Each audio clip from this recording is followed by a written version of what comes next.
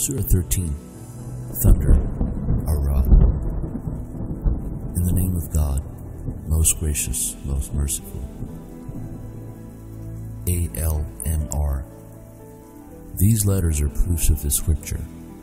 What is revealed to you from your Lord is the truth, but most people do not believe. God is the one who raised the heavens without pillars that you can see, then assumed all authority. He committed the sun and the moon, each running in its orbit for a predetermined period. He controls all things and explains the revelations that you may attain certainty about meeting your Lord.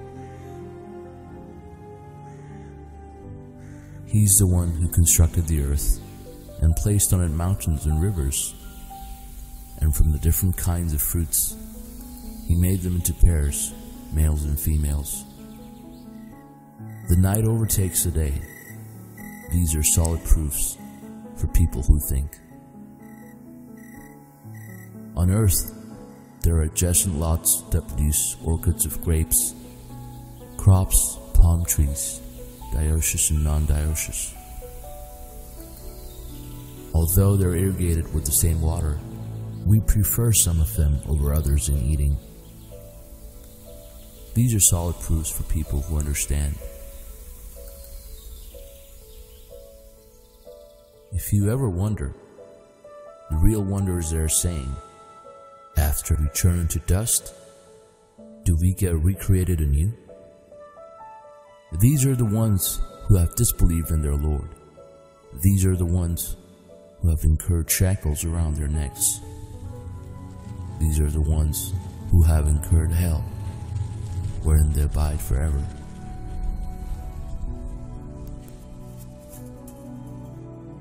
They challenge you to bring doom upon them rather than turning righteous.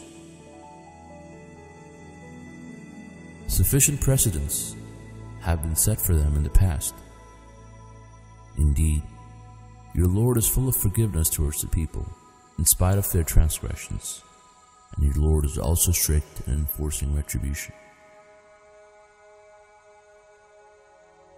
Those who disbelieve say, if only a miracle could come down to him from his Lord, we will then believe.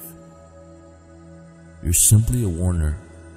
Every community receives a guiding teacher. God knows what every female bears and what every womb releases or gains. Everything he does is perfectly measured. The knower of all secrets and declarations, the Supreme, the Most High. It is the same whether you conceal your thoughts or declare them, or hide in the darkness of the night, or act in the daylight.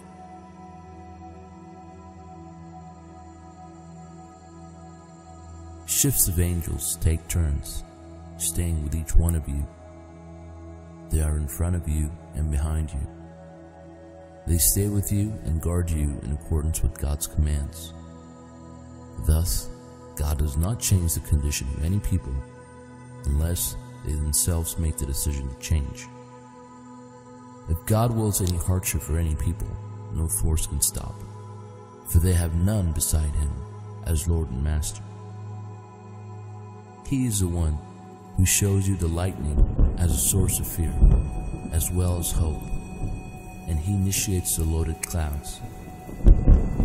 The thunder praises his glory, and so do the angels out of reverence for him. He sends the lightning bolts, who strike in accordance with his will. Yet they argue about God, though his power is awesome. Imploring him is the only legitimate supplication, while the idols they implore beside him cannot ever respond. Thus, they're like those who stretch their hands to the water, but nothing reaches their mouths. The supplications of the disbelievers are in vain. To God prostrates everyone in the heavens and the earth, willingly or unwillingly, and so do their shadows in the mornings and the evenings. Say, who is Lord of the heavens and the earth? Say God. Say, why then do you set up besides him masters who do not possess any power to benefit or harm even themselves? Say, is the blind the same as the seer? Is darkness the same as the light? Have they found idols besides God, who created creation similar to his creations, to the point of not distinguishing the two creations? Say, God is the creator of all things, and he is the one, the supreme. He sends down water from the sky, causing the valleys to overflow. Then the rapids produce abundant foam. Similarly, when they use fire to refine metals for their jewelry or equipment, foam is produced. God thus cites analogies for the truth and falsehood. As for the foam, it goes to waste, while that which benefits the people stays close to the ground. God thus cites the analogies. Those who respond to their Lord deserve the good rewards. As for those who fail to respond to him, if they possessed everything on earth, even twice as much, they would readily give it up as ransom. They have incurred the worst reckoning, and their final abode is hell. What a miserable destiny. Is one who recognizes that your Lord's revelations to you are the truth equal to one who is blind? Only those who possess intelligence will take heed.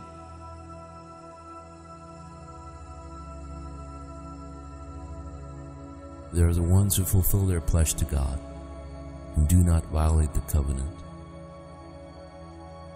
They join what God has commanded to be joined, reverence their Lord, and fear the dreadful reckoning. They steadfastly persevere in seeking their Lord, observe the contact prayers, salat, spend from our provisions to them, secretly and publicly, and counter evil with good. These have deserved the best abode. They enter the gardens of Eden, together with the righteous among their parents, their spouses, and their children. The angels will enter to them from every door. Peace be upon you, because you steadfastly persevered. What a joyous destiny. As for those who violate God's covenant after pledging to keep it, and sever what God has commanded to be joined, and commit evil, they have incurred condemnation. They have incurred the worst destiny. God is the one who increases the provision for whomever he wills or withholds it. They have become preoccupied with this life, and this life, compared to the hereafter, is nil. Those who disbelieve would say, if only a miracle could come down to him from his Lord, we would believe. Say, God sends astray whomever he wills, and guides to him only those who obey.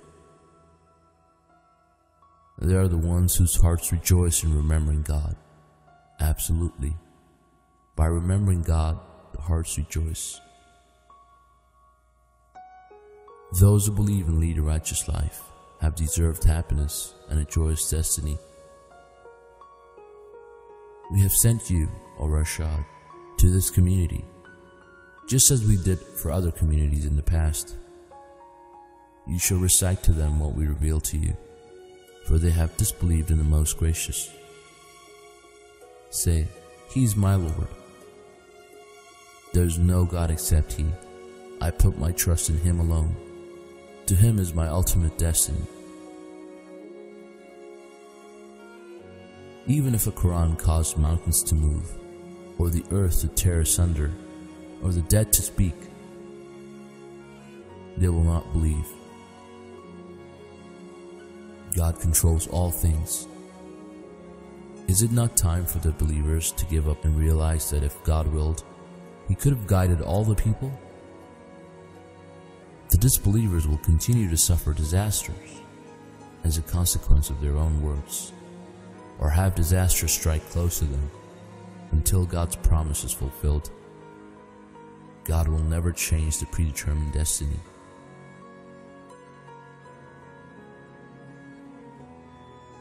Messengers before you have been ridiculed. I permitted the disbelievers to carry on, then I punished them. How terrible was my retribution! Is there any equal to the one who controls every single soul? Yet they set up idols to rival God. Say, name them. Are you informing him of something on earth that he does not know? Or are you fabricating empty statements? Indeed, the schemes of those who disbelieve have been adorned in their eyes. They are thus diverted from the right path. Whomever God sends astray can never find a guiding teacher. They have incurred retribution in this life, and the retribution in the hereafter is far worse. Nothing can protect them against God. The allegory of heaven, which is promised for the righteous, is flowing streams, inexhaustible provisions, and cool shade. Such is the destiny for those who observe righteousness, while the destiny for the disbelievers is hell. Those who receive the scripture rejoice in what was revealed to you. Some others may reject parts of it. Say, I'm simply enjoying to worship God and never associate any idols with Him. I invite to Him, and to Him is my ultimate destiny. We reveal these laws in Arabic, and if you ever acquiesce to their wishes, after this knowledge has come to you, you will have no ally, nor a protector against God. We have sent messengers before you, O Rashad, and we made them husbands with wives and children. No messenger can produce a miracle without God's authorization and in accordance with a specific, predetermined time.